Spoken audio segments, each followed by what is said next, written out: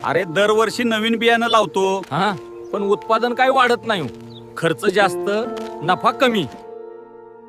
जय हो कापूस. जास्त उत्पादन, कमी खर्च. अरे खरंच असेल का? यावर्षी लावून बघायचं का बियाणं?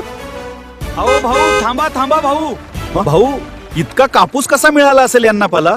आपल्या कापसाचं तर काहीच उत्पादन निघालं नाही आणि बघ त्याला किती भारी उत्पादन मिळालंय. चल त्यालाच विचारूया. काळजी करू नका, योग्य बियाणं वापरलं तर उत्पादन नक्की वाढतं. म्हणजे आमचंही उत्पादन वाढेल का? नक्कीच. बैलजोडी जय हो बियाणं वापरून बघा. असं आहे का? मग आम्ही पण यावर्षी हेच लावणार. शेतकऱ्याच्या कष्टाला हवंय खात्रीचं बियाणं. म्हणूनच श्रीकर सीड्स घेऊन आलंय जय हो बैल जोडी कपास. उत्तम उगवण क्षमता, 5 पाकळीचे वजनदार बोंडे, वेचण्यास सोपे आणि रोग कीड प्रतिसहनशील पीक. म्हणजेच जास्त उत्पादन आणि कमी खर्च. हीच खरी ओळख श्रीकर जय हो बैलजोडी बियाण्याची. यंदा बदल करा आणि लावा फक्त जय हो.